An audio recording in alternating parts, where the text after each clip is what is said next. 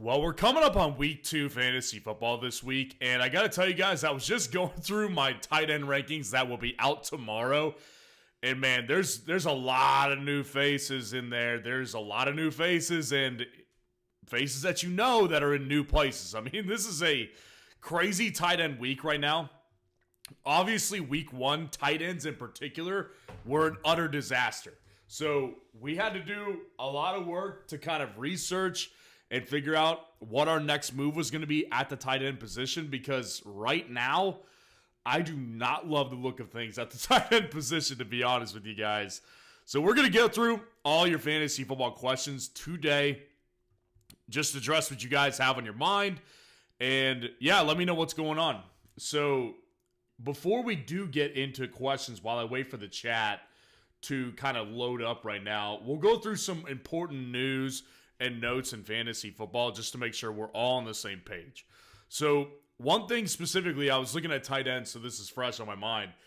Jake Ferguson, the Dallas Cowboys tight end. A lot of questions about Jake Ferguson I've already seen this week. And Jake Ferguson, as of right now, from everything that I've seen, looks like that he really escaped some serious injury. Like, he got really, really lucky and ended up only getting like a bone bruise or something like that. So major luck and major just blessings on his side for avoiding any kind of like ligament damage or anything like that. He ended up getting really lucky. Looks like he actually has a chance to play. Now, he didn't practice today, so it doesn't look like it's particularly likely or anything like that. But just him being out there, he still did have 5 targets last week before he went down with that injury. So if Jake Ferguson is out there, I would say that Jake Ferguson is still a pretty good tight end pick in week 2, because, like I said, tight ends this week are brutal. There was a lot of, like I said, you're going to see it tomorrow. There's a lot of new faces and old faces in new places for sure. Well, that was one of the biggest ones I saw. Obviously, Raheem Mostert is out for Thursday Night Football against the Buffalo Bills.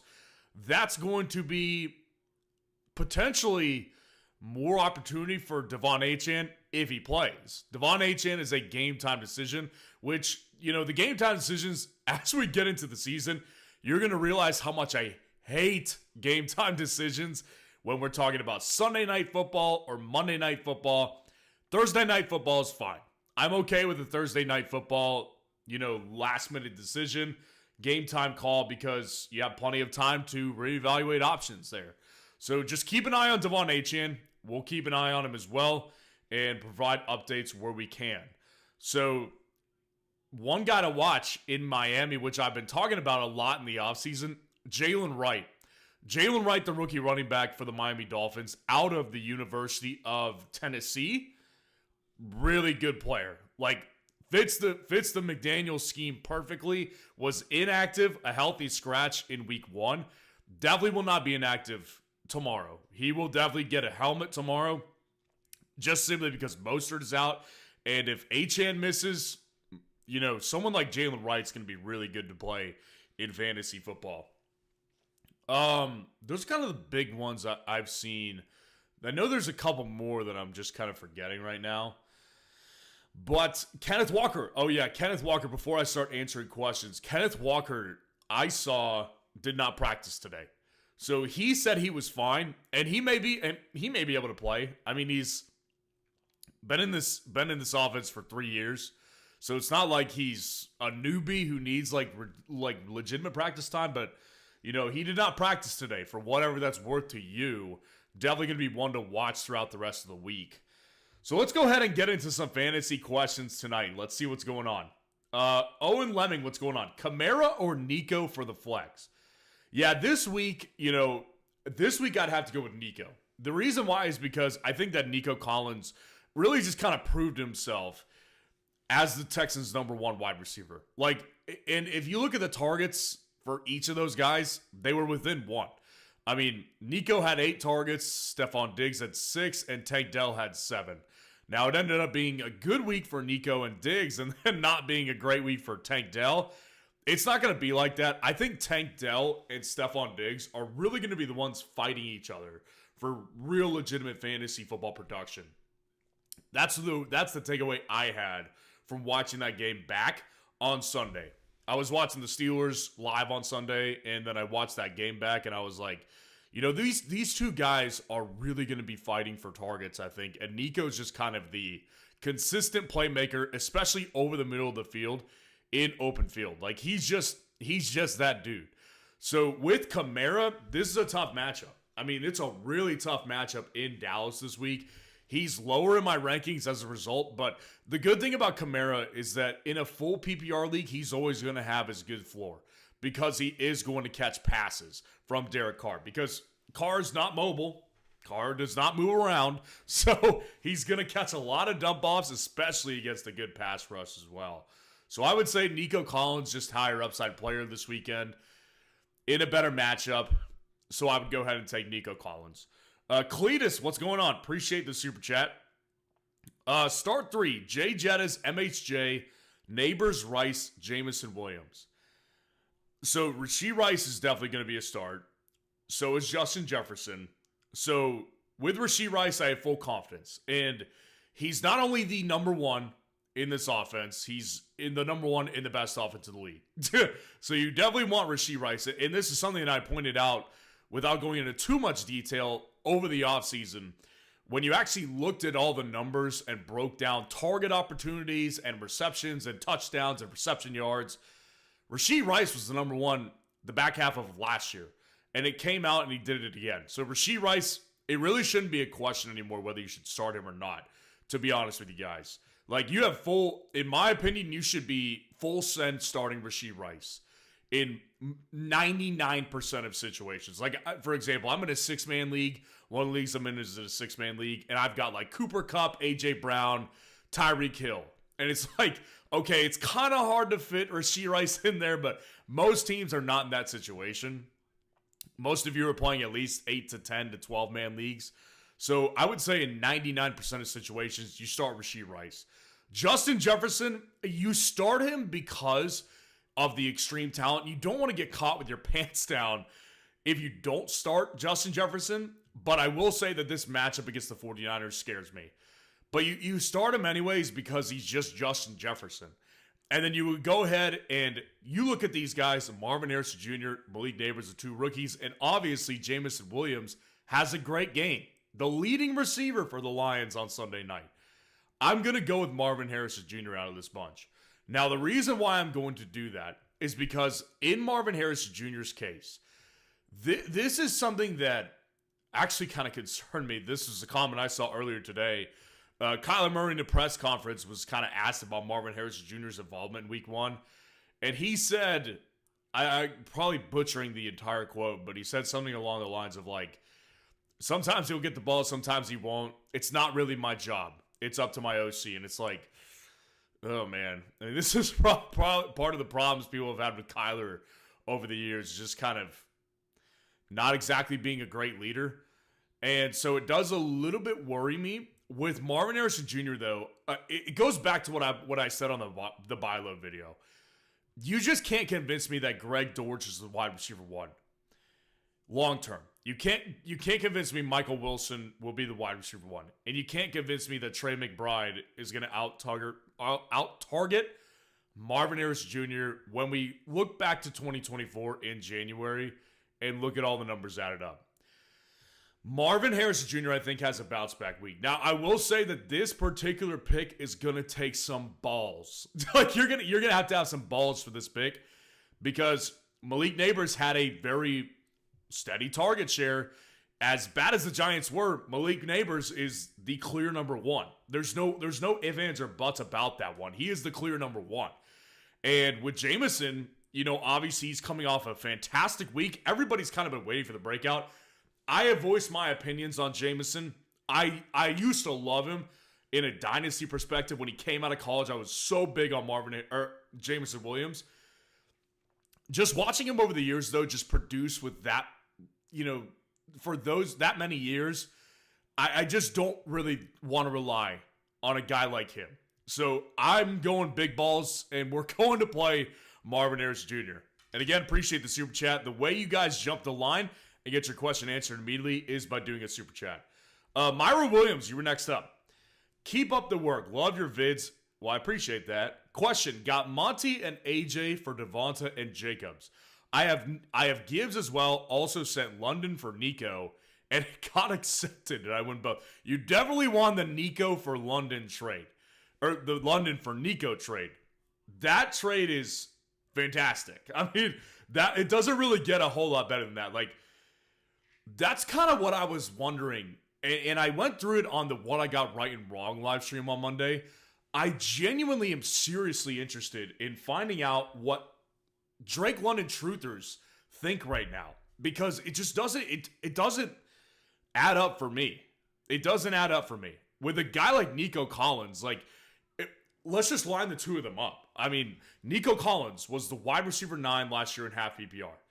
Drake London was not even close to that. Yes, they had different quarterback situations, but that's part of the problem for Drake London. Like, I kind of went in deeper on Monday, and I said, I think he's actually a little overrated.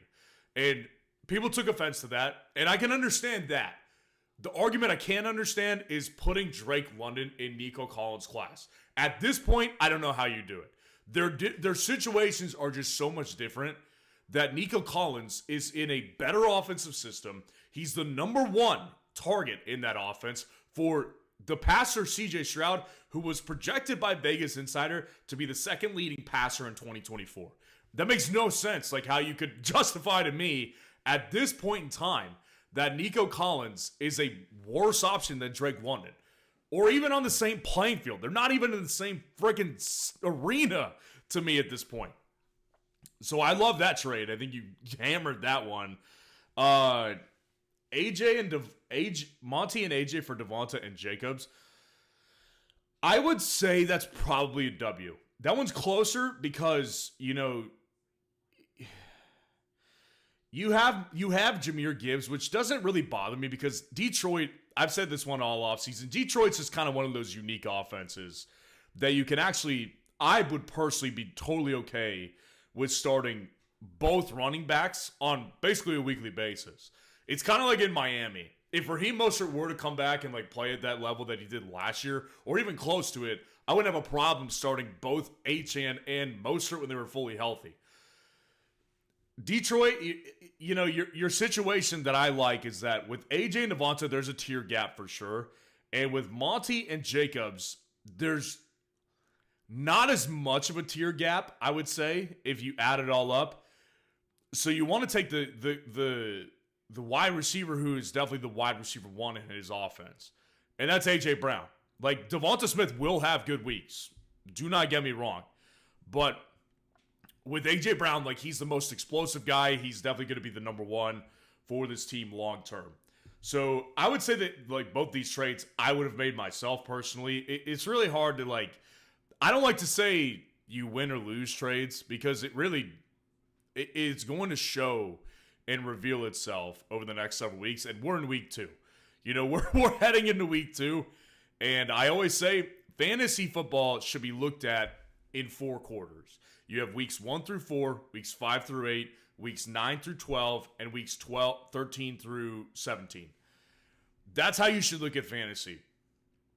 Because right now, people are going to figure out, guys who had bad weeks last week are going to come in and play really well, and then people are going to be like, why were we so worried about it, right? Mark Andrews is kind of one of those candidates for me this week. So I really like it. I would have done personally the exact same thing that you did. So I would have definitely done the same thing. And yeah, that's how I feel about that one. So again, I appreciate the super chat, Myra. It is how you jump the line. And guys, really quick, I didn't mention this earlier. There is a new free pick on Underdog, and it is CeeDee Lamb getting more than half a yard. More or less, you take your pick.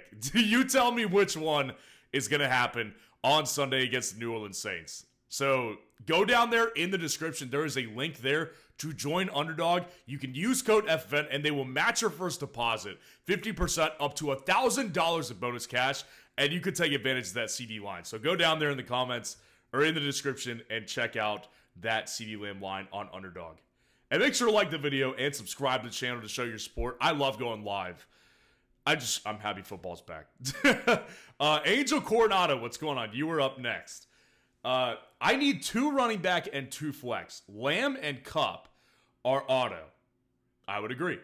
Running backs, Achane, Zamir White, Spears, McLaughlin, Bigsby, Jalen Wright. Wide receivers, Neighbors, McLaurin, McConkey, and Coleman. I appreciate you. Well, I appreciate you. So you need 2 running backs and 2 flex. So if Achane goes, you play Achane for sure. Like he's definitely the best of the bunch in that scenario. Achane, like there's such a massive gap. Honestly, like there's a massive gap in your running back talent behind with Achane and the rest. I mean, so I don't care if Achane is supposed to be limited in the game tomorrow. If he plays, you freaking play him because he's still extremely efficient in an offense that's extremely efficient. So you definitely do not sit Devon Achane in your situation. And if he doesn't play, I would say Jalen Wright needs to go in your lineup right away.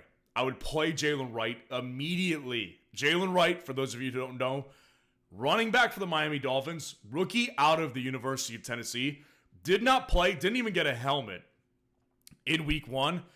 That's going to change. He's going to get a helmet this week, and especially if Achane is down with Mostert, Jalen Wright's going to get playing time. You could guarantee that. So I would say if Achane doesn't play, you play Jalen Wright for sure. Your running back 2 situation, I'm not going to lie, it's tough. I mean, Zamir White, I hate the matchup this week against the Ravens. I think he's going to be terrible. Tajay could be in a decent situation, I guess, just because he's not going to get the carries, I don't think. It really is going to come down to reception upside for a guy like Tajay Spears. Tank Bigsby against the Browns is not a great matchup. And Jaleel McLaughlin led the team in carries last week. And that's not something that I'm trying to say brush aside, but he did fumble in that game. And Peyton hates turnovers. So I kind of think like there's a chance Julian McLaughlin gets less touches this week. But, Javonte looks bad. That's a whole nother issue. Out of this group, I would probably go ahead and play Bigsby. I probably would. Because Bigsby, Zamir White, the promise with him throughout the offseason that, even I bought into, was that he was going to handle the workload. He didn't even do that. He didn't even do that for the Raiders last week. It was abysmal. So, I don't care. I don't even care if he does this week. Against the Ravens, I want nothing to do with it. So, I would go ahead and play Tank Bigsby and either Achane if he plays or Jalen Wright if he doesn't at your running back position.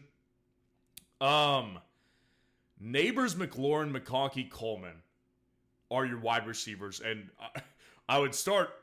You're not starting another running back. I would not start another running back in that situation. I would say that you got to play Neighbors because, again, he is not only the wide receiver 1, but I do actually think this could be a good Malik Neighbors week. I do think that he will end up having a really good big boom performance at some point, and it really easily could come against the Commanders. The Commanders are going to be a rough defensive watch for most of the year. Now, they were inside my top 12 defenses this week because the Giants are brutal to watch on offense. But Malik Neighbors, I do think this could be a good game. So I would play him because of targets and because of big play upside against the Commanders. And then I would say play McConkey. Ladd McConkey is the guy who... Keon Coleman is close, but Ladd McConkey, I just kind of trust him more. Against the Carolina Panthers, I do think that he's going to be a good play. And I really, I don't think it's a question to me at this point anymore. He's the wide receiver 1 in this offense. That's how it appears to me for sure. So I would say that Ladd McConkey and Malik Neighbors, along with either Achane or Jalen Wright, and you also want to go with Tank Bigsby and the running backs. Yeah, I will say I'm not a huge fan of your running back depth, but again, I appreciate the super chat. Myra Williams, you're up next. Full team: Hurts, Brees, Gibbs, JJ, AJ, McBride, Nico, Monty, Sutton, Najee, JMO, A-Man, PPR. Yeah, it looks fantastic. I mean, there's really not a change that I would make in your situation. I mean, Jameson's kind of the wild card, I would say, because Jameson Williams is, like I said, I just don't. I'm struggling to get on board with Jameson because, like I said, I've watched Jameson for all these years do nothing for the Lions. Like, not very little. I'm talking nothing for the Lions. So, it's tough because I want to buy in. I loved him in Dynasty once upon a time. And if this is the year he breaks out, good for him. I'm struggling to get on board with consistency here. What he will do, and I'm sure this is what they wanted from him last year, and now that they have it, they're a legitimate threat for a Super Bowl, like at an NFL level. But what he will do is he will provide a spark plug for that offense. Because if you watch that game, the Lions were like completely stagnant on offense. Like they were not running very well. And it's week one. A lot of teams weren't. But the Lions in particular, like they were struggling to move the football until Jameson Williams hit his first big play. That's when they started moving the ball. So, I think that people are buying into Jameson, and that's like personally a sell high opportunity for me because I just don't believe in it. But I do like him probably better than Sutton. Probably. The jury's out on that one for me personally. I think Sutton will be the wide receiver one in the offense, but Jameson may very well have more upside. Demetrius, what's going on, my man?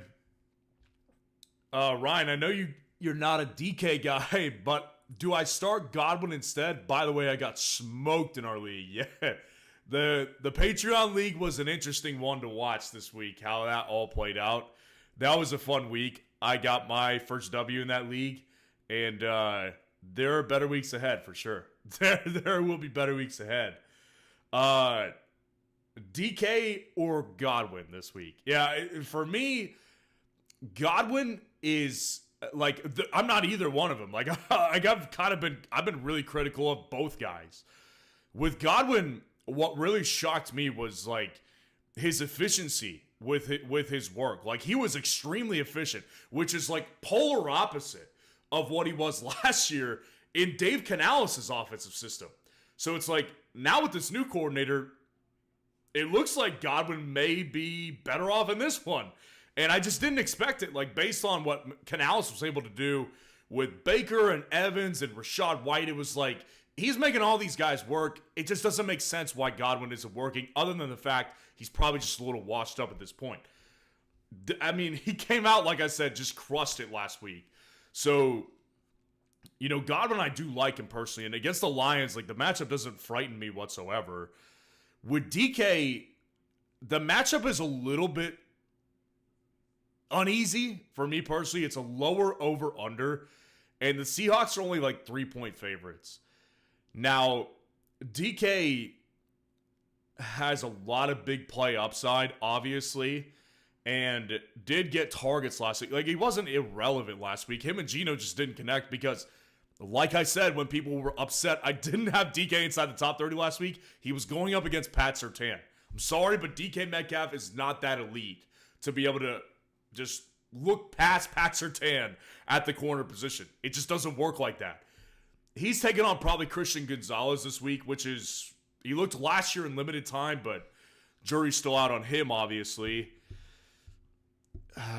It's close, man. I'd probably go with DK because of the upside of the big play. That's probably what I would do, but they're really, really close for me personally. I think they both have a really large amount of upside this week, and I would play DK. And again, appreciate the super chat. We're going to go back up to the top. Lots of chats right now, so it'll be a long time probably before I get to your question, but that's why super chats are there, so you guys can jump the line. David Pruden, what's going on? I have Jets, CD, and Cheetah, but I like Debo a lot this week. By Jets, I'm assuming you mean Justin Jefferson. Debo, obviously, like, Debo's hard to sit right now. He really is. Now, I will say, like, Debo started out the year good. we have to remember about Debo, and for maybe new players in fantasy, is that with Debo Samuel, he's a very streaky guy. Like, he can get you. Actually, in week 1, it was kind of like a mediocre game for his standards as far as his ceiling. Like, that was not even close to his ceiling. Without McCaffrey, I would tend to say that Debo is going to be a really good star for the next several weeks until McCaffrey's back. Because in order of importance in this 49ers offense, in my opinion, it goes McCaffrey and then Debo. I think that's how that order of the top 2 at least goes. And then kind of interchange Ayuk with Kittle on a weekly basis. Yeah, I mean, it's tough, but at the same time, it's like, the only thing I would consider doing, I would never sit CD or Tyreek Hill. Like, it's just not happening. The only thing I would consider this week is sitting Justin Jefferson for Debo Samuel because of the matchup that he's facing. Like, reverse matchup, he's pegging on the 49ers. And I think the 49ers are going to boat race the Vikings this week. I really do think so. I do think they will boat race them. So if it were me, like, what I would probably... it's tough. I would probably say, like, I'm sitting like 60% Justin and 40% Debo. But I could convince myself to start Debo over Justin Jefferson. So that's the only thing that I would consider placing Debo in your lineup for. G Medina, what's going on? Appreciate the super chat. Love your channel. Well, I appreciate that. So I just lost Love to IR and picked up Fields off waivers.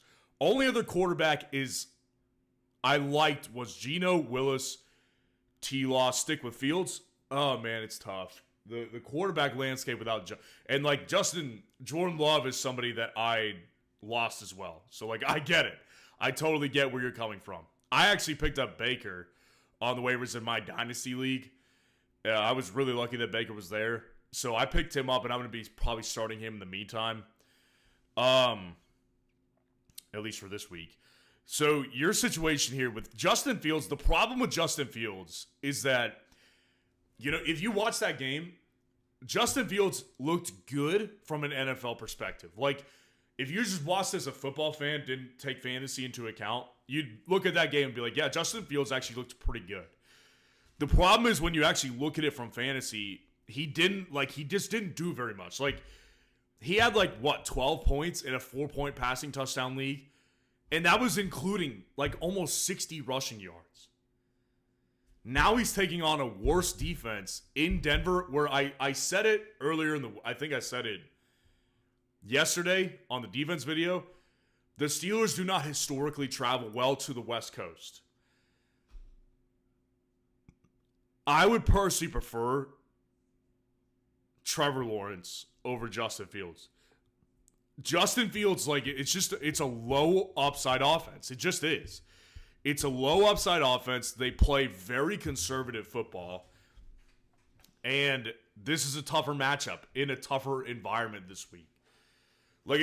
Side note, if you watch that Steelers-Falcons game, that was almost a home game for the Steelers. Steelers fans they invaded the Falcons arena. They invaded the Falcons stadium. That was a home game, basically, for the Steelers. It's not going to be like that in Denver. So I struggle with Justin Fields. Definitely this week for sure. I would probably go with Trevor Lawrence. That's the move that I would do. Because at least with Lawrence, he's got weapons. And the Browns defense is tough. I think it'll be probably tougher on the run, though, than it will be on the pass. So, yeah, I would say I would personally go with Trevor Lawrence over Justin Fields. And again, appreciate the super chat. Dizzy B, what's going on, man? Good to see you in here. Daniels over Murray. Also, Singletary hit the wire today. Drop Hubbard for him. Oh, man, that second question is so brutal. You have no idea. Let's address the first one while I gather myself. With Jaden, it's tough, man. Jaden this week, it's going to be tough to sit him. It's really funny. In a league with my in-laws, I drafted Josh Allen and then I drafted Jaden Daniels later on because I was like in the 12th round or something like that, and I was like, dude, there's just nobody like with this much upside as Jaden Daniels. And they were mad at me because they were like, why'd you pick 2 quarterbacks? I was like, dude, like, why wouldn't you if you had Jaden Daniels available? It's tough, man. Like, Kyler Murray, the one thing I will say about Kyler this week is Kyler looked really good last week. But the one thing about Kyler is that in a divisional matchup against the Rams, after the Rams come off a loss, I don't love the opportunity personally. With Jaden Daniels against the Giants, like, it just kind of feels really hard to sit. Like, it really, really does. So if that was my situation, I probably would play Jaden Daniels over Kyler this week. Because there's 2 parts to it. Number one, the Giants, I actually do think, like, on a talent level, if you actually gave the Giants a good offense, the Giants defense would look so much better. Like, the problem they have is that they don't have offensive help. They're out there for most of the game getting worn out. So they're going to give up points. Number 2 is that this secondary is going to be more worn down. And the Bucs was a way tougher matchup. So, like, even if Jaden Daniels, and you can't, like, listen, Jaden Daniels is a great rusher. I think he will be for the majority of the year. But you can't count on what he did last week. Last week was literally historic from a rookie quarterback perspective. So you can't count on that every week. What I would say to counter it is that he's in a situation this week where he's playing probably a weaker secondary than the Bucs were last week. So if he loses out on like 30 rushing yards, but he replaces it, you know, with like 50 yards passing and maybe a touchdown, then you're looking pretty good. So I would say Jaden over Kyler this week. Although I want to make it clear, I'm not telling anybody to sit Kyler purposefully. Like, I just think Jaden is a better option this week. Singletary hit the wire, man. This one's tough, guys. If you've been with me in the offseason, you know I was a big Chuba Hubbard guy. It's like when Mike Tyson just used to knock dudes out, like in the first friggin' minute of a round back in the 80s and 90s. Like, that's how I feel about Chuba Hubbard right now. And, like, Chuba isn't that, like, expensive. So you can move on, just, like, wipe your hands clean with Chuba Hubbard if you want to. I'm personally sticking with Chuba. Like, that's my own decision. Right or wrong, I made up my mind on Chuba early this offseason. He was my pick to be a league winner, which obviously is an embarrassing thing to say out loud at this point after last week. But I'm sticking with my guns because, in your case, like with Singletary, the problem with him is that he's on a bad offense too. Like, they both are on bad offenses. So, like, there's not like a massive tier break between the two guys for me. Now, I would hope that this is a better week for the Panthers and they could kind of regain themselves and maybe Chuba is more efficient this week. But, I mean, Singletary is experiencing a very similar problem. His offense just sucks. So, if we were talking about, like, I don't know. I mean, obviously Jordan Mason, like, you dropped Chuba for Jordan Mason for sure. If you were talking about, like, Zach Moss. I saw Zach Moss hit my waiver wire in 2 different leagues today. I thought that was crazy. I was like, why would you drop Zach Moss? Like, I dropped Chuba in one league to pick up Zach Moss. The other league, I don't remember who I dropped to get Zach Moss. But that's because Zach Moss is in a better offense. The one thing I will hold on to with Chuba is that Chuba is in just as bad as of an offense as Devin Singletary. So I'm going with the guy that I was really big on during the offseason. I'm not going to waver after 1 week. So that's my answer. I would personally stick with Chuba over Devin Singletary. And again, I appreciate the super chat, Dizzy B. Rock out, what's going on, man? Trade offer for my JT for Pacheco and Worthy. Not sure. Jonathan Taylor for Pacheco and Worthy. Yeah. I think this week we're going to see a really good Jonathan Taylor week. Jonathan Taylor was a top 5 running back my rankings this week. I love the matchup against the Packers. I think their defense is still soft. Jonathan Taylor, I think I don't hate this trade particularly. I wouldn't take it though, because I would personally just wait a week and see how Jonathan Taylor does and then revisit it. Because if this guy wants Jonathan Taylor that bad, he'll be willing to trade for him after this week. I think Jonathan Taylor's going to have a smash week. So I would personally say if you trade him today, you're not going to get the maximum amount of value that you could get for Jonathan Taylor, which is why I would ultimately say I would just stick with JT this week, let him play, and have a great week. Pacheco very well could have a great week too against the Bengals. I don't put that past him at all. But me personally, I have more conviction on Jonathan Taylor this week than I do with Pacheco, so I'm just gonna hold on to Jonathan Taylor and reevaluate it next week. I mean, Jonathan Taylor's not somebody that you should be trying to sell. I get it, your offer is decent. Worthy he's not moving the needle enough for me yet. He didn't get enough opportunities yet, and I do think they're coming. I don't think that I personally don't think that Hollywood Brown being back whenever he does come back is going to affect him. I just don't personally think that. Worthy is actively gaining. Here's the thing about people with Hollywood is I saw a lot of doubters about the Hollywood Brown, about the Xavier Worthy game. And it's if we were just talking about from a workload perspective, I understand what you're saying. But the thing I saw a lot of people saying was that when Hollywood comes back, he's going to be irrelevant. It's what would make you think that? Honestly, it's a question I want answered because think about the two of these guys. Both of them they're both new additions to their team. The Chiefs signed Marquise Brown on pretty cheap money, and they drafted Xavier Worthy in the first round of the draft. So who do you think, they traded up to get him too. So who do you think the team views as more valuable? Especially when one of those guys has not been healthy for the past month. And the other guy just had a great breakout game in week 1. Worthy is not going to be, I don't think Worthy is all of a sudden just going to get tossed aside in one of the smartest offense in the league for Hollywood Brown. Are you kidding me? So, yeah, but Worthy just isn't moving the needle yet because I think Jonathan Taylor is just going to have a great week, and I think he's going to be a great play this week. So I would keep Jonathan Taylor, reevaluate it, come, preparation for week 3.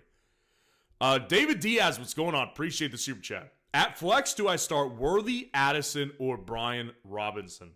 I'm assuming you're saying Brian Robinson and not Bijan Robinson.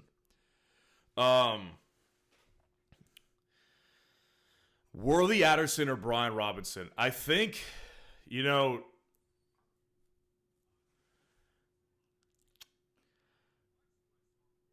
I would say Brian Robinson, I think, is going to be a really good play this week. I really do think so. Against the Giants, I think they're just going to wear him down. And it's like I said, with Brian Robinson, he had a good game last week. I think we're going to see a lot more where that came from. Personally, I think we'll see quite a bit more. So with Brian Robinson Jr., I think his upside is just going to continue to be there in an offense that is just going to be so. Jane Daniels is going to open up so much for Brian Robinson. It's going to be ridiculous. That's why I was really big on Brian Robinson this offseason. Worthy's close because, like I said, I think Worthy just gets more involved week by week. But I do want to see it again before I put him over Brian Robinson because I just have a little bit more conviction with Brian Robinson than most people do. So I would say I would go with Brian Robinson. Addison right now, I just can't trust it. Addison is so depressing. I was so big on Jordan Addison, man. I was so big on him.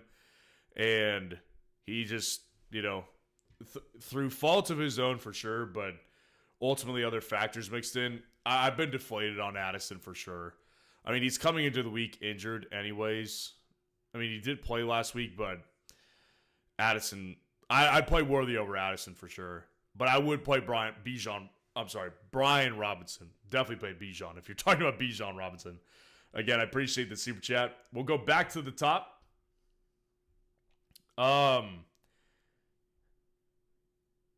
Hamish Dole, Jaden Reed, or Brian Robinson / JK at the flex full PPR. You know, I would love to go with Jaden Reed. I would love to go with Jaden Reed. And I've seen quite a few of Jaden Reed questions in here, so I think it's a good time to talk about this one. Jaden Reed, I love the player. If you know this channel, if you've been following me for over a year, you know I love Jaden Reed. I've been big on this guy since before he came out of college. Jaden Reed, the reality with him is that he will not be as efficient without Jordan Love. Like, him and Jordan Love have a lot of chemistry. And even on minimal work, he's extremely efficient in this offense with Jordan Love. That's why I make the comparison to Deebo Samuel for Jaden Reed, because he really is kind of their hybrid guy. Like, he is the leading receiver, but at the same time gets rushing opportunities and is extremely good with them. So I have a hard time believing like he'll just be irrelevant just because of his versatility in this offense. And I think especially at a time like this, like, they will probably lean on Jaden Reed. But this week, like, I struggle with Jaden Reed, man. I really do.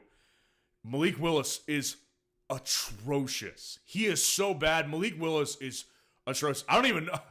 On a side note, I have no idea why the Packers don't have a better backup. Like, I don't get it. And, like, I still don't think it's impossible that they signed, like, a Ryan Tannehill and have him play. Like, it could be, if you remember last year, I don't remember who it was for. Josh Dobbs, though. He bounced around a couple teams. I think it was the Vikings that picked up Josh Dobbs, like, in the middle of the year on, like, a Thursday before the game. He came in and won the game for him on Sunday. It's like, I don't put that past the Packers, honestly, as we head into Thursday. But right now, if it's Malik Willis, it's just gross. It's really gross. So for me, like, J.K. Dobbins is my pick because, like I said, with J.K. Dobbins, the one thing that worried me is that he did not have J.K. Dobbins did not have the monopoly on this backfield. I don't think anybody predicted he would have, but he clearly was the best by a country mile. Like, Gus Edwards had one more carry than J.K. Dobbins, and he was not even close. Like, not even close. It wasn't even close. So that's what makes me think, like, J.K. Dobbins is going to dominate the Panthers this week against a weak defense, and obviously will get more touches. Like, I just don't see how he doesn't get more touches. Unless they're really worried about, like, injuring the guy. But, I mean, if Gus had come out and averaged, like, 4 or 4.5 yards carry, I would understand, like, still sticking with that timeshare. But Gus was so inefficient, he barely averaged above 2 yards a carry. Like, it was horrible what he did. So, I would say J.K. Dobbins this week, I'm pretty confident in J.K. Dobbins. So, I would go with J.K. G. Reed, what is going on? Thinking about starting Malik and Drake London over Rasheed based on matchup. Am I crazy? I think so. Yeah, I'm not going to lie to you. I think you're crazy for sitting Rasheed Rice. I mean, honestly, I don't really understand the thought process. I mean, I can understand, man. I mean, Rasheed Rice for me is top 10. Like, I do not know how you sit Rasheed Rice.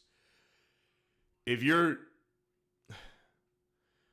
I mean, what do you have to go off of with London in particular? I mean, genuine question for people in the chat who are Drake London people. Like, I'm not trying to bang on Drake London truthers out there. I'm genuinely curious. Like, what are you relying on at this point? What are you relying on? Genuinely curious. So, yeah, I personally would not play Malik or Drake London over Rasheed Rice. I think that's crazy. Crazy. David Pruden, what's going on? I have CJ Stroud, but want to pick up either Jaden Daniels or Anthony Richardson. Thoughts? I mean, they're both on the waiver wire. That's ridiculous. I mean, I'm assuming that's what you're saying. That's crazy that they're both on your waiver wire.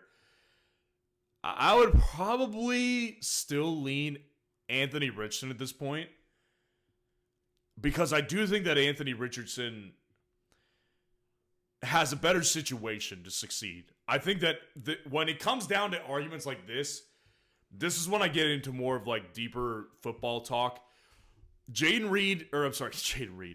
Daniels, the problem with him is that he has a defensive head coach, and Cliff Kingsbury is not someone I've ever particularly loved as an offensive coordinator.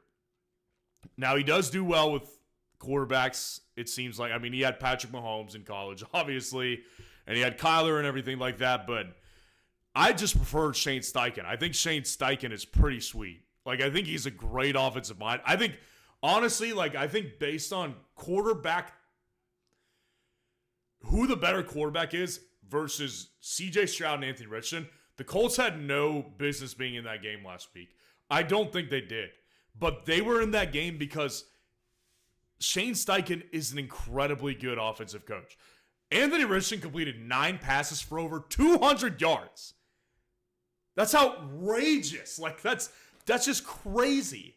So I think Shane Steichen, when it comes down to this kind of conversation, I think Shane puts Anthony Richardson in better position to succeed than Jaden Daniels has with Cliff Kingsbury and Dan Quinn. That's how I feel personally. By the way, guys, make sure to drop a like on the video and subscribe to the channel to show your support if you have not done so already. And again, free line on underdog this week. CeeDee Lamb, half a yard. CeeDee Lamb's line is at half a yard on underdog. Take the over. It's a free pick right there.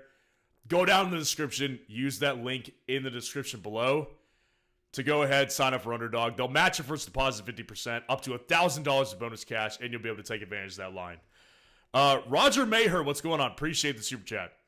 Drop Keon Coleman or A.D. Mitchell for Jalen Wright stash. Have Bijan, Monty, Zamir, and Dowdle. Also drop Ferguson for Parkinson or Goddard. I would not drop Keon Coleman. There's no way. I would not drop Keon Coleman. Keon Coleman, I think he led the Bills in targets last week. I think that was the case. So Keon Coleman is going to get better. Keon Coleman is an evolving stock. In fantasy, you do not want to just sell Keon Coleman, or not sell him. You don't want to drop him. You definitely do not want to drop Keon Coleman because he has trade value right now. That's his reality. Adonai Mitchell, I'm okay with dropping. I ultimately think he'll be a better fantasy option longer term than Alec Pierce. I mean, we've seen it. I've seen it for years with Alec Pierce. Alec Pierce was a waiver wire pickup this week because he came out and he had ridiculous efficiency, had a couple big catches. Alec Pierce does this. Once or twice a year, he'll have this big game and never be heard from again. So I think Adonai Mitchell is probably a better player. But right now, he doesn't have any value because of Alec Pierce. So I would drop him for Jalen Wright. Jalen Wright is a guy you want to get.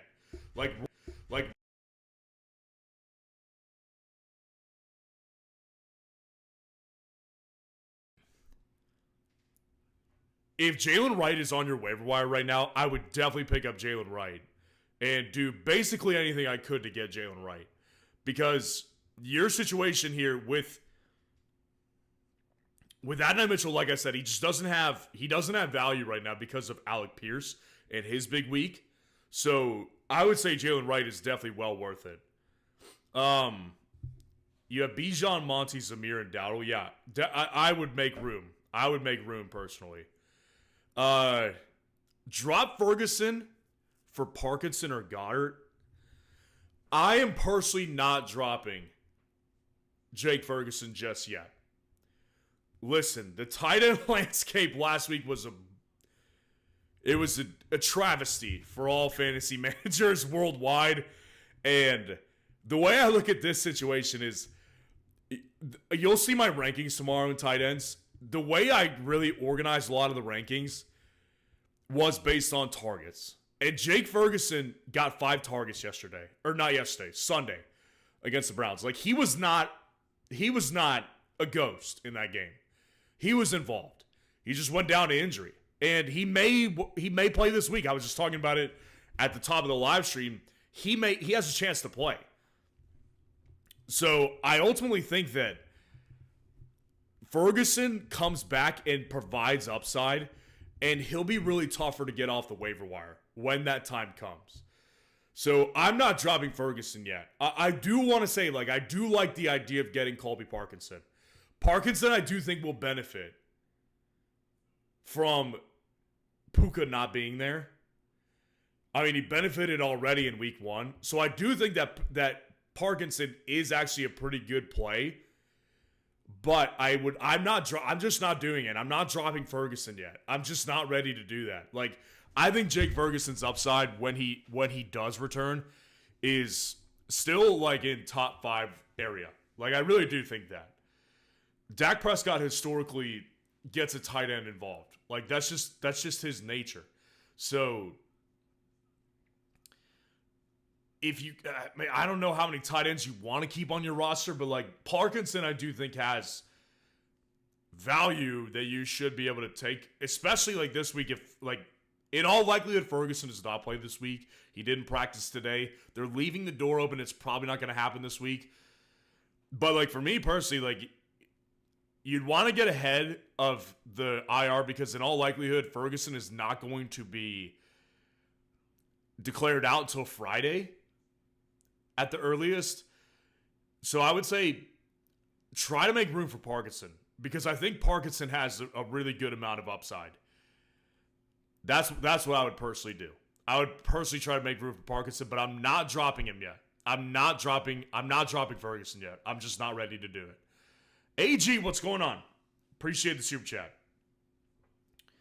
My team, Lamar, Bijan, Etienne, Wilson, Waddle, Kittle, Tank Dell, Pittsburgh defense, Santos, benches, Moss, Shakir, Najee. Obviously, your quarterback's great. I saw that Lamar was questionable this week. I think he's going to play. I don't think there's any reason to be worried about Lamar Jackson. Your follow-up question was, should I keep my starters? Yeah, I mean, right now, like, I don't see any big problem. I mean, your wide receivers are great. And the only one I'm slightly concerned about is Etienne. Like, honestly, that's the only thing I'm concerned about is Travis Etienne. I do think that Travis Etienne is going to be an issue. Like, I really do think that we could see issues with Travis Etienne.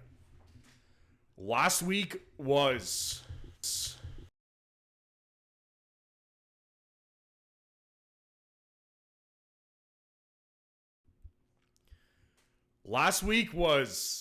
not a particularly encouraging sign because the problem that Etienne experienced last week was not only did Tank Bigsby take away touches from him, he was also less efficient than Tank Bigsby was, right? And it was against a defense that isn't particularly strong this year.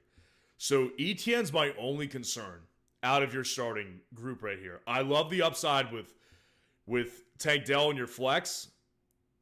Kittle is a great tight end option. Your quarterback and tight end are in great position.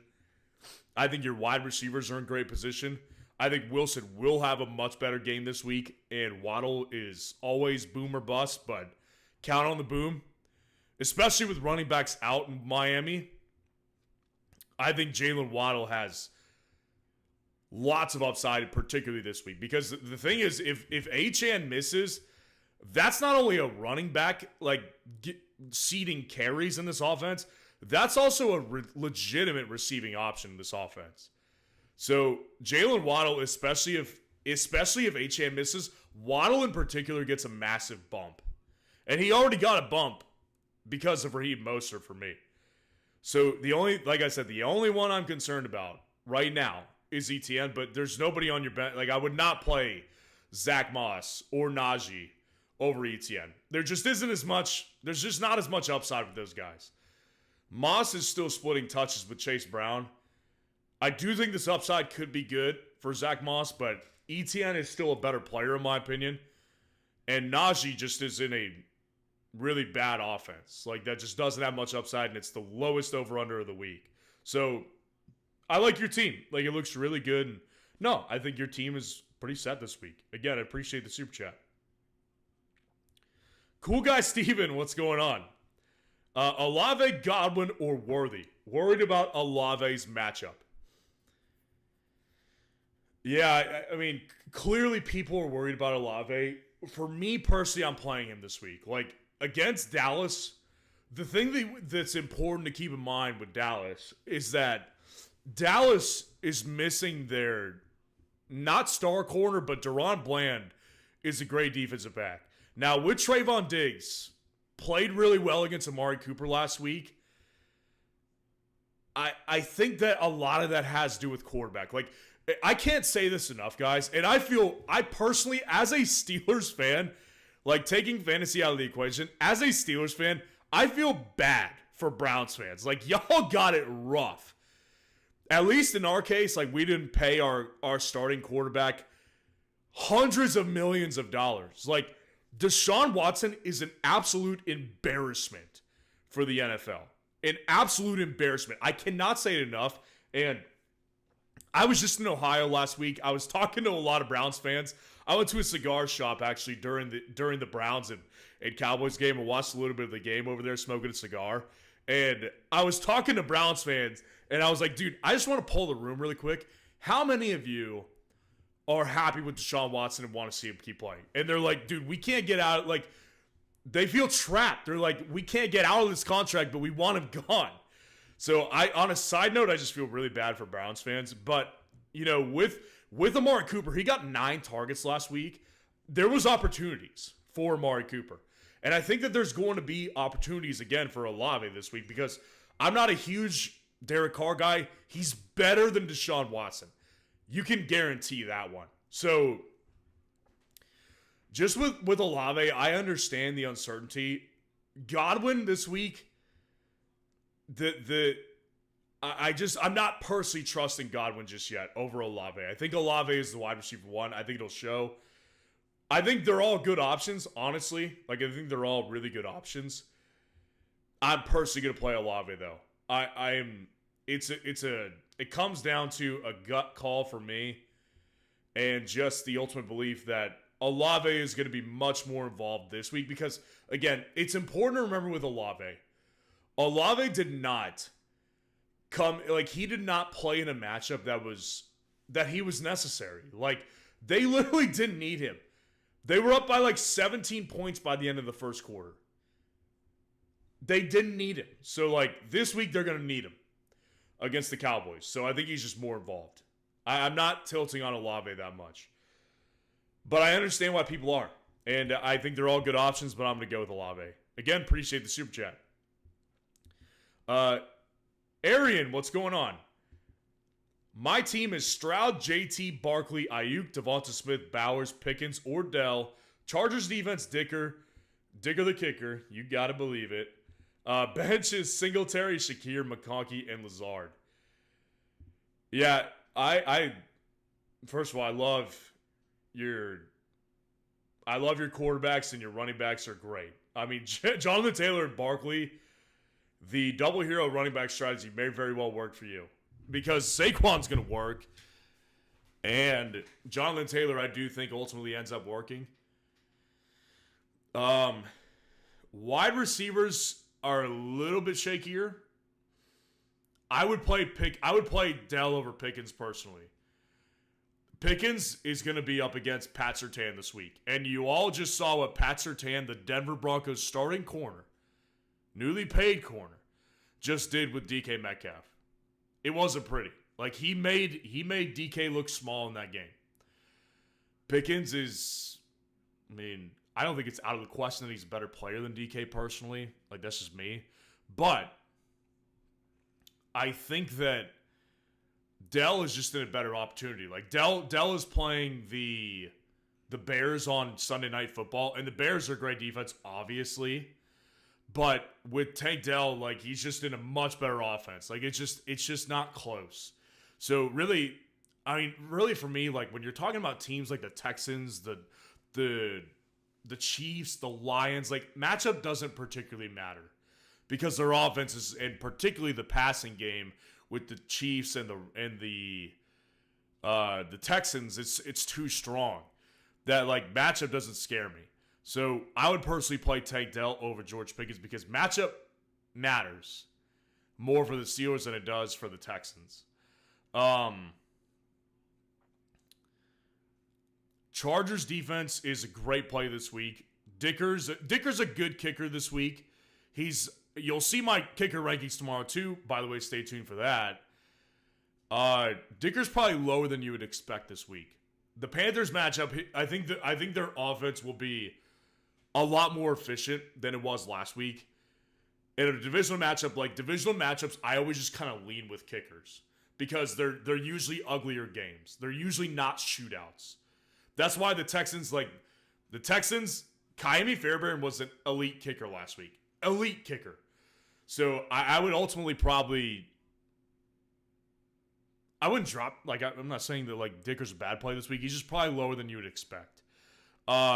Singletary, Shakir, McConkey, Lazard, I think is a solid bench. Yeah, I don't think you need to swap anything out. The only thing I would do personally is play Tank Dell over George Pickens. Again, appreciate the super chat. Rando Calrissian, what's going on? I want to stack Worthy and Rasheed. Good idea. It's not a bad idea. It's not a bad idea at all. I don't think it's a bad idea. With Rashee Rice, you're obviously not sitting him, and this is a matchup that has potential for fireworks. It's a pretty high over under in this game. So I do think that Vegas is expecting the Bengals to wake up a little bit for this game. Xavier Worthy is going to be more involved. I wouldn't say I'm going to go out, and I would not say I'm going to go out and particularly seek this one out. If you have, with Xavier Worthy, I'm trying to think of guys I would play. If you had somebody like Godwin, I would play Godwin over Worthy this week. I would play DK Metcalf over Xavier Worthy this week. But it's not a bad idea. And Jared K, I don't mean to call you out right here. I just want to talk about the Hollywood thing. I see your point. I see your point on Hollywood. I'm going to repeat what I said 15 minutes ago.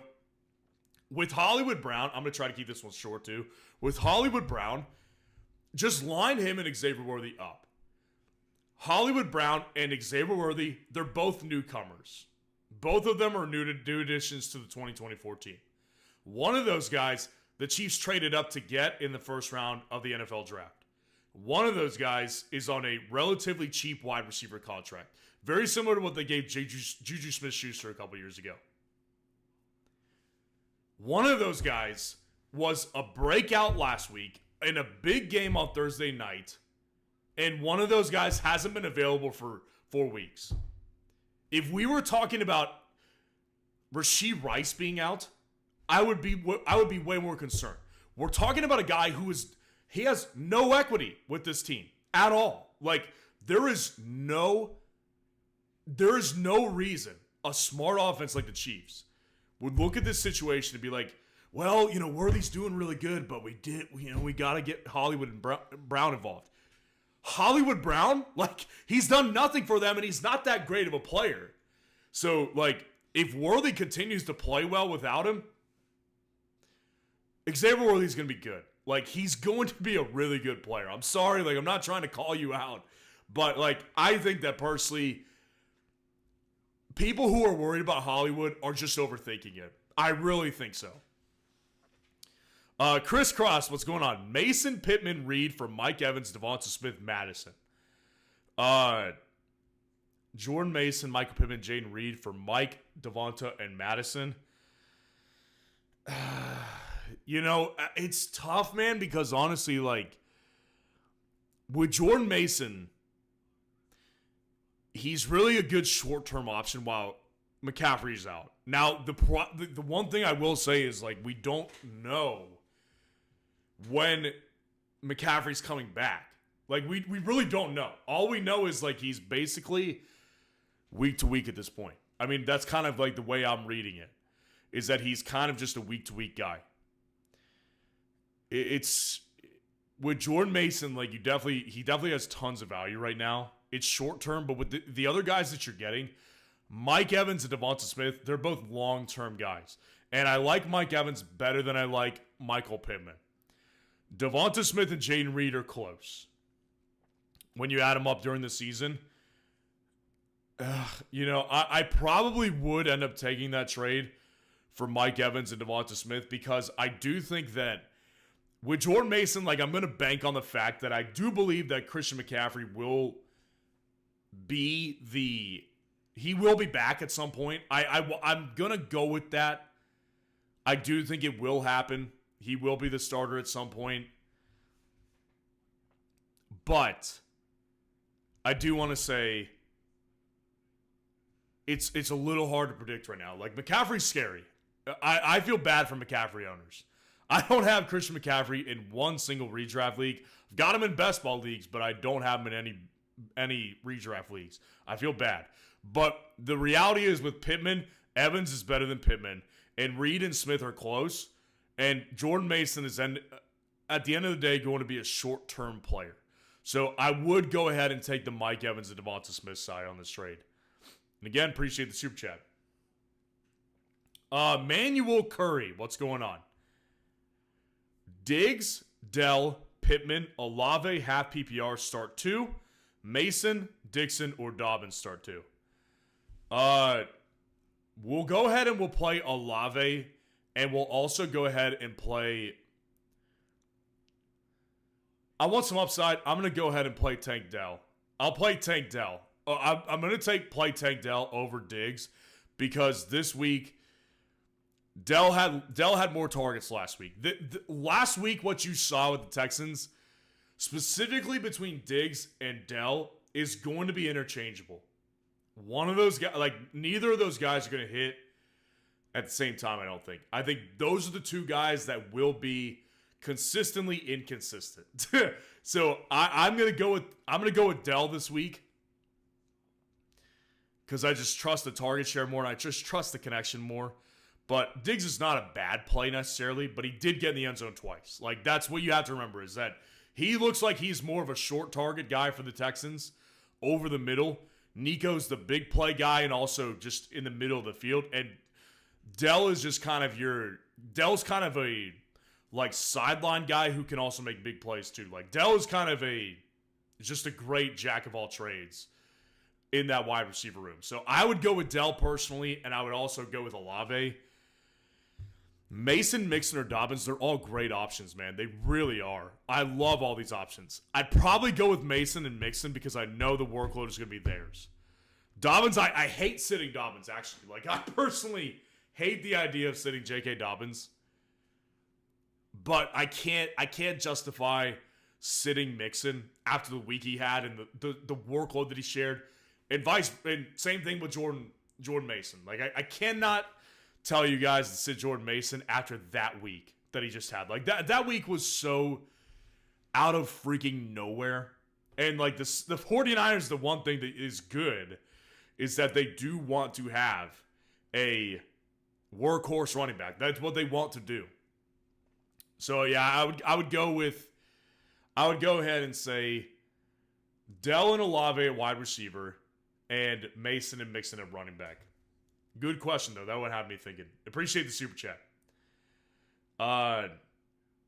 Anthony B, what's going on? Full PPR. Start 2 and bench 1. Olave, London, and Metcalf. It's tough, man. I want to bench London, but I probably would play him over DK. I would play Olave and London because, like I said, I think Olave is going to be... I genuinely do think, even though this is a matchup, I think they're going to get beaten pretty handedly by the Cowboys.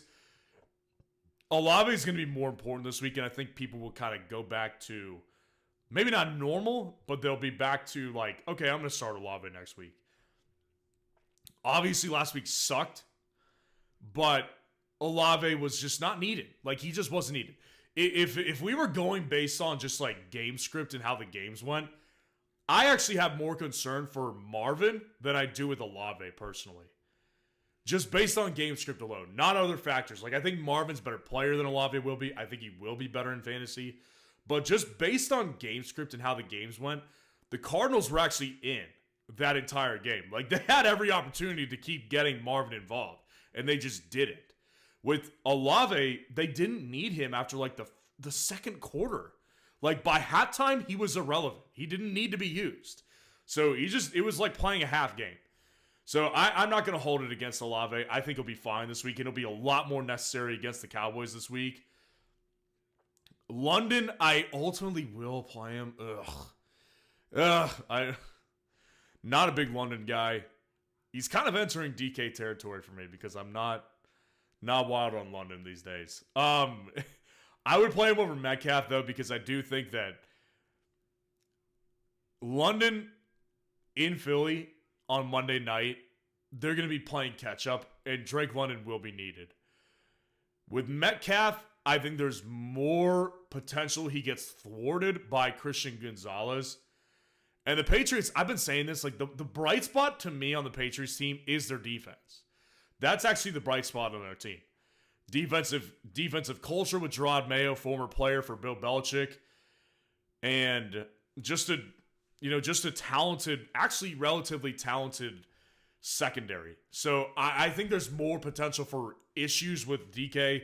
So I'd play Drake London over DK Metcalf. I would go London and I would go Olave. 612 Ice. What's going on?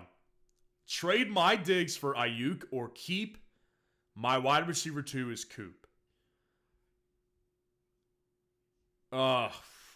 It's tough. Diggs was going to be... I think Diggs' value will decrease over the next month. That's my prediction. Is his value probably decreases over the next month because, I mean, the reality just is that Diggs, like, if you actually took out those 2 touchdowns, it's not that great of a week. Now, they're important. You know, they were important touchdowns to the team, and I don't like to just say take out the touchdowns, but just looking at it from a stat line perspective, like, if he gets that type of treatment in those routes, there's not going to be a ton of upside outside of touchdowns. Ayuk, I do think, will be fine. Like, I think Ayuk, there's a lot of rust. There was inevitably rust with Ayuk. I mean, the dude didn't practice all offseason with the team. It got weird between the team and him. So he looked bad. Like, he had actually opportunities to produce. He just looked bad. I think he shakes the rust off. Ayuk ends up being better. So I probably would do Ayuk for Stephon Diggs. And especially, like, wide receiver Coop, Amari Cooper, or Cooper Kupp. I'm hoping that you're saying Cooper Kupp, but I think you're talking about Amari Cooper. And in that case, yeah, I think Ayuk is the better option. Van Gregoriou, what's going on? Appreciate the super chat. Is Tua or Dak a better quarterback start? If the Bills were not the opponent for the Dolphins this week, I would say Tua. Tua is historically, especially with Mike McDaniel over the past 2 years, been really good in the first month of the year. Specifically, I mean, it extends to October too, but like the first 6 weeks of the year, Tua is usually front-loading a lot of his fantasy production. The Bills are a different story. The Bills own Tua. They really do. Like, Tua is not the same guy against the Bills. They have their number. They have their number. I mean, Dak is already a great option as is, and I would say Dak is not really... I don't worry about Dak as much against the Saints at home as I do with Tua, because the thing about Dak and the Cowboys is that they're usually really good at the beginning of the season too. And this is not a divisional matchup where these teams know each other super well. So I would say Dak, I would play Dak over Tua this week. Mitch DM, what's going on? Would you trade away Gibbs and Godwin for Brees?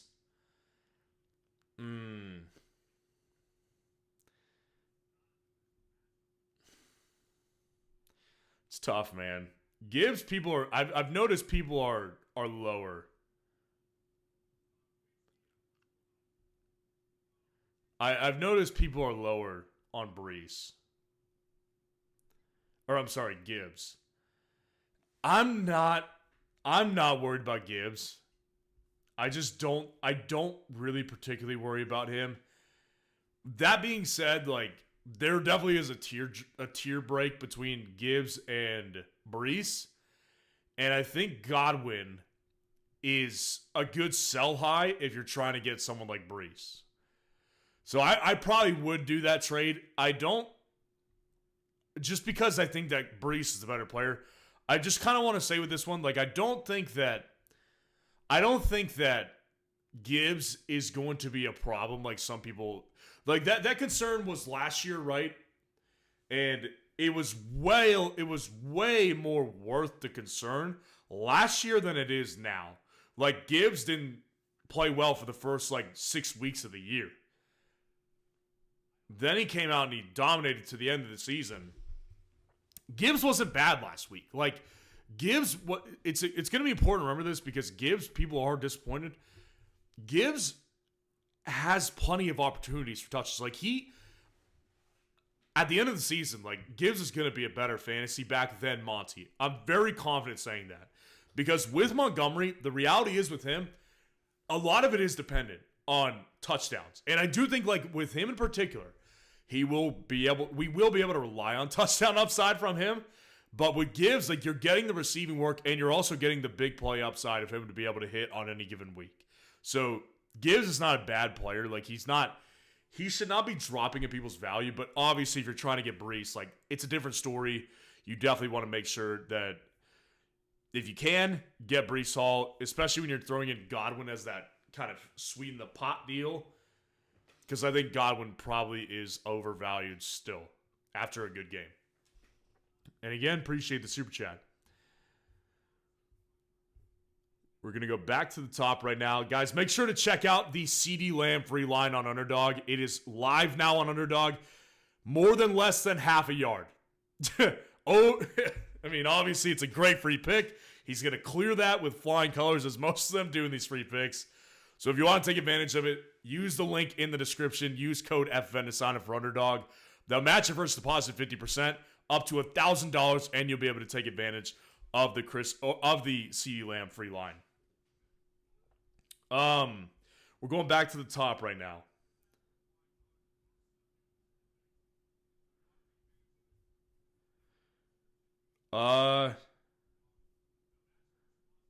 Mauricio Ponce, what's going on? I'm looking for a running back, and I'm willing to give McLaurin. Who should I trade him for? I like these questions. This is what, gets me thinking about like the values of players. So with Terry McLaurin, I think a lot of people are concerned about McLaurin. I think you'll really struggle on the market to sell McLaurin for what you think you may be able to get for him. I don't think that McLaurin is going to be able to yield you low-end RB2s, personally. I think McLaurin, you may be able to get someone like a DeAndre Swift coming off a bad week himself, which like I probably would do if you're desperate for RB2. But Terry, people are worried about Terry. Like Terry is not going to be somebody that is going to get you RB2 value. Like at best, you're probably going to get DeAndre Swift off a bad week. You might be able to get somebody like Najee. You might be able to get Najee. But, I mean, that's kind of your ceiling right there with Terry McLaurin. But if you need a running back, like I understand it. And if you need a running back, like that's what I would do personally. I would go ahead and pick Terry and try to get him on the high end for someone like DeAndre Swift or Najee. If you can't do that, I think that you're probably going to have to settle for like a Zamir White, a Devin Singletary, Zach Moss type. And Zach Moss actually is not a bad player as well. Like I think Zach Moss would be worth it. So I would include Zach Moss in the Swift and Najee category for probably W's if you were to sell McLaurin. That's what I would say. JC, what's going on? Um, 12 team, 3 wide receivers PPR. Would you trade away Nico and Stevenson for Jefferson and Swift? I have CeeDee Lamb, and my other starting running back is Derrick Henry. No, I would not do this personally. The problem I have with this trade is with Nico and Jefferson, I think they're close together. Like, I really just based on, because again, like a lot of wide receiver production is based on quarterback play. Now, of course, someone like Justin Jefferson did his thing last week. He will do his thing this year because he's an elite player, but there will be bad weeks for Jefferson. I think Nico's got a higher floor and just as high of a ceiling, if not higher, than Jefferson does rest of the season. Like, I think this week we could see a bad Justin Jefferson game. I think it's very, very possible. So I personally would not do this because with Stevenson, like, at least you're getting the workload consistency, whereas with Swift, like, you're not getting any consistency with a workload. There's no consistency there with Swift. Swift was his entire career is the name of the game for Swift. His entire career has been disappointment. Just constant disappointment. And it didn't change on Sunday versus the Titans. So, I would personally stick. I think that Nico and Jefferson, like, that is not... There's not enough of a difference there.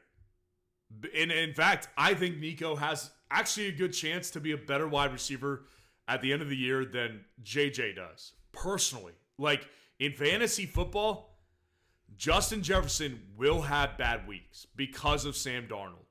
He will have great weeks because he is a great player who will do his thing, but he will have bad weeks. With Nico, the floor is just not that low. With Nico and CJ, the floor is not that low. And with Stevenson, you get the workload. With Swift, you don't. You're going to have to bank on Swift getting the upside, which we didn't see in week 1. So we don't even know what the upside looks like with the Bears. So I would personally keep Nico and Stevenson. And again, I appreciate the super chat.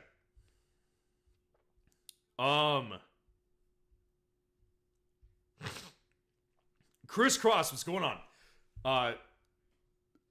Pittman, HN, Mason for CMC, Kennan, and Madison. Kennan, I'm assuming you're saying Keenan.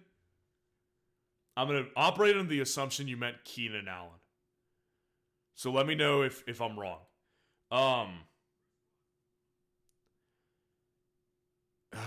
That's tough.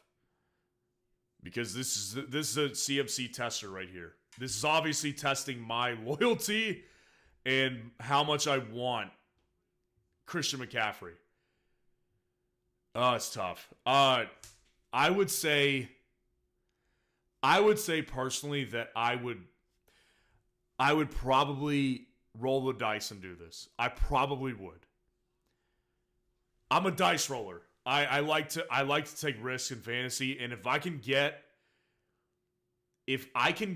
the best running back and the best fantasy player in the game, I'll do it.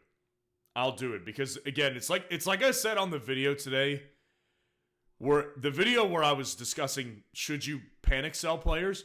The part I said about McCaffrey was that with Christian McCaffrey, you're if you sell him, you're not getting value. Like, you're not getting the return on value that you spent to get Christian McCaffrey in the first place, obviously, because you can only go down when you're the number one player in fantasy football drafts. And that's exactly what we're seeing right now is with Christian McCaffrey, his value is just dropping in trade. So I ultimately do think that still it's going to be worth it. Again, it's a dice roll. It's a dice roll without question, but it's a dice roll I'm willing to take when you're talking about also with HN. Like, I love HN, but this dude is injured again. Like, this dude can't stay away from the injury table. So, like, for me, it's like it's kind of equal. in the sense right now where it's like Achan's great and he showed it in week 1, but man, like this guy can't stay healthy. And then Mason, it just kind of goes hand in hand with McCaffrey where it's like I think he comes back and plays really well. And then with Pittman, like I think him and Keenan, I would take Pittman for sure. But I don't think that Keenan is like a guy that I would want to stick with anyways. Like Keenan is a guy that I would personally try to get a couple good games off of and then sell him for max value before like mid-season. That's probably what I would do personally. So I'll say that I would take the CMC side on this one. Bo, what's going on? Would you trade away DK for Henry or Connor? Jameson, Jamal Williams, you're running back too? Oh, yeah, you got it. No, Javonte. There's no way there's no way it was Jamal Williams. You're RB2. No way. Yeah, definitely. There's no question from me. I mean, I would definitely take either or. Honestly, I don't care. I would probably still prefer Henry a little bit over Connor, but Connor's not far off. I mean, Connor is really like top 15 territory for me at this point. I love James Conner in fantasy. The only thing that concerns me with Connor is that you could kind of bake in a couple missed games. Henry's kind of an Iron Man that I think probably has more late season upside. So I would say prioritize Henry, but if you get Connor, just as good. Yeah, like DK Metcalf is not even close to worth Henry and Connor. So if you can do that, like that would be fantastic. And again, I appreciate the super chat. Make sure to go down there, drop a like on this video, and subscribe to the channel to show your support if you're enjoying the live stream. I love going live with you guys. It's fun. Let's see what else we got going on. Steve 562. AJ Brown, Michael Pittman, Jalen Waddle, Xavier Worthy, Jameson Williams, I'm assuming, start 3, bench 2. AJ, you definitely got to start him. Waddle, you got to start him too. And I would play Pittman because I do think it's a better week. Against the Packers defense this week, I think it's a much easier matchup than they had against Derek Stingley. Like, that is part of the problem last week. Like, Anthony Richardson was not very good. But part of the problem that he experienced was he was playing Derek Stingley. Like, Derek Stingley is a great corner. So that was part of the problem for Pittman last week. It's better this week. Now, Jair Alexander, very good matchup. Like, very, very good corner as well. But, I mean, Jair couldn't hold AJ. And I'm not saying Pittman's on the level of AJ, but I'll say Pittman over Xavier Worthy and Jameson Williams this week. James Hernandez, what's going on? 2 wide receivers in a flex. Pittman, Godwin, Connor, and Waddle.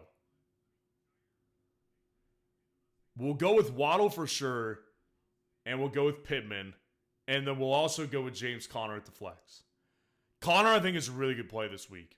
It's a tough matchup to call because it is a divisional matchup, but I do ultimately just have more belief in Connor than I do with Chris Godwin. Mauricio Ponce, what's going on? McLaurin or McConkey for flex? I'd go with Ladd. Yeah, I'd go with Ladd because Ladd is at least the wide receiver 1 and has a better thrower. I like Jaden Daniels. I think he's going to be really good. But like the reality is like he's not on the level of Justin Herbert as a thrower just yet. And against the Panthers, like, this matchup can't get any better. And, I mean, obviously, McLaurin's matchup's good too against the Giants. But I'd still prefer Ladd because I ultimately just think that it comes down to quarterback play. And Jaden Daniels much better for fantasy purposes. But for throwing purposes, Justin Herbert's still a better thrower today than Jaden Daniels is. Too Shiesty, what's going on? Waddle or Jordan Mason at the flex? Ooh, yeah, that's tough. That's really tough. That's a really hard one. They're both great options for me this week. You can't go wrong with either, to be honest with you. Ooh. Because if Devon Achane, if he doesn't play, my gosh. I mean, I think Jalen Waddle probably moves into, like, potentially top 10 territory for me. I think he's got potential to be a ridiculously good pick.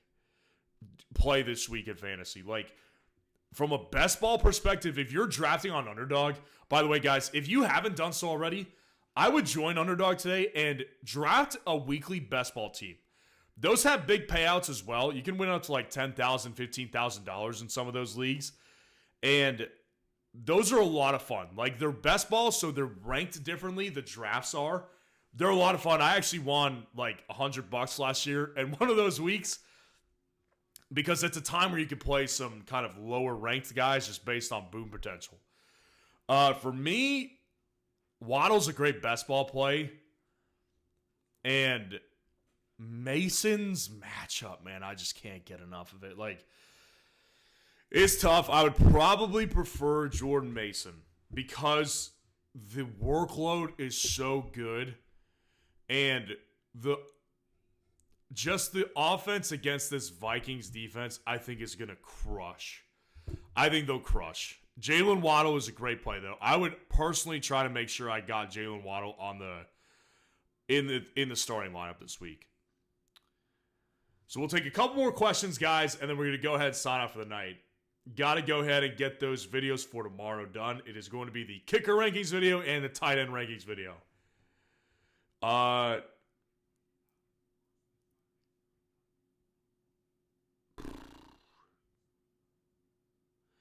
Dave Nowitzki, what's going on? Was Tyler Johnson worth a pickup for me? I mean, it's hard to tell because you don't say what your roster looks like, but if you wanted to pick up a receiver, I personally said this on the waiver wire right after Sunday night game. I think after watching that game myself that Tyler Johnson was the better pickup than Demarcus Robinson. Demarcus Robinson obviously has the experience. He's been there. He's been with the team for years. Like, Tyler Johnson was instantly involved in that offense. And Demarcus Robinson was already technically a starter. And Tyler Johnson just, like, showed more than Demarcus Robinson did. So I personally, like, preferred him over DeMarcus myself in waiver wires. I mean, it's hard. I mean, it's hard to know if it was worth it for you particularly because I don't know what your roster looks like. JV, what's going on? Appreciate the super chat. I drafted Wilson, St. Brown, Adams, Keenan Allen, and Rashee Rice and Reed. Stacked, man. I have Murray at quarterback and Achane, Gibbs, and Henry at running back. Do I need a trade? PPR.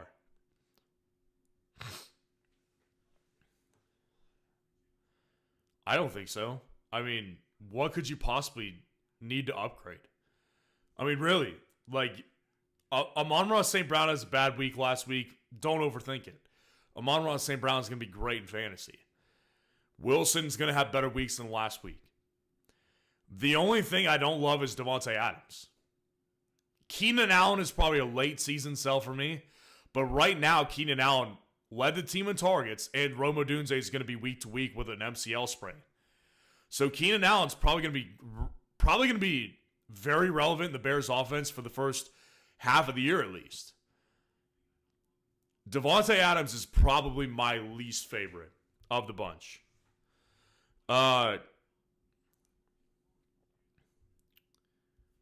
You also said I was killed last week and had Goddard and Likely at tight end. Yeah, I mean, start Likely over Goddard at this point for sure. Likely is going to... You'll see how high he is on the tight end rankings tomorrow. I like Isaiah Likely.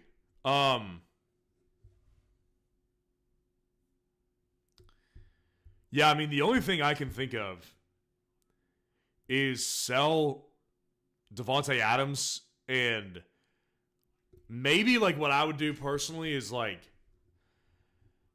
get Devontae, pair him with like Dallas Goedert, and try to get like a slight upgrade in value at wide receiver. I would probably try to get somebody like Devonta Smith personally, because this Raiders situation is a mess with Devontae. I want nothing to do with it personally. I really don't. But I mean, you don't need to make any pressing moves. Like your team is great. Your team is looking very, very good. The only thing I would say is, yeah, I mean, if you can get the right trade package, and even then, Devontae may not be worth trading, because like it's just not enough of a tier up. Like if you want to trade Devontae, like in your situation, you have so much depth that I would personally just try to wait until you get like the perfect boom potential to get like a high upside guy, like top tier guy like CeeDee Lamb or Tyreek Hill or Breece Hall, right? Like that's, or Saquon Barkley. Like that's personally what I would do. So yeah, I would even say then, like, just hold on to Devontae Adams and try to go for big air. Wait till Devontae Adams is a really big week, and then pair him up with somebody and go for big air. Last question. Pipe down. What's going on? Appreciate the super chat. Robinson, Johnson, or Lazard to sit on my bench. So I'm assuming you're saying Demarcus Robinson, Tyler Johnson, and Allen Lazard. Yeah, Allen Lazard, all of a sudden, like, of course it was that week where he gets 2 touchdowns and people go crazy. Not crazy, like nobody went crazy over Allen Lazard, obviously. But Allen Lazard had a good week in fantasy because he had 2 touchdowns. He did have 9 targets, which is very important to note. So it indicates he will be involved in this offense. And I do like the matchup this week, I gotta say. I do really like the matchup. Yeah, I haven't really thought about Allen Lazard too deeply today. I probably would go with Allen Lazard. I probably would. I would probably go with Allen Lazard here because of the Aaron Rodgers connection. Like there definitely is room for Tyler Johnson to not be as good as Demarcus Robinson, and there's a room for Demarcus to not be as good as Tyler Johnson. The thing with Allen Lazard is, who's their wide receiver 2 if it's not him? They barely played Mike Williams last week. They'll probably do a very similar thing, but they keep on a pitch count again in week 2. So who's the wide receiver 2? That's kind of where I stand. So I would go with Lazard as the guy, personally, out of that group of 3. So that's going to do it tonight, guys. I appreciate y'all being in here on the live stream with me tonight. Make sure to go down there, drop a like on the video, and subscribe to the channel to show your support on your way out.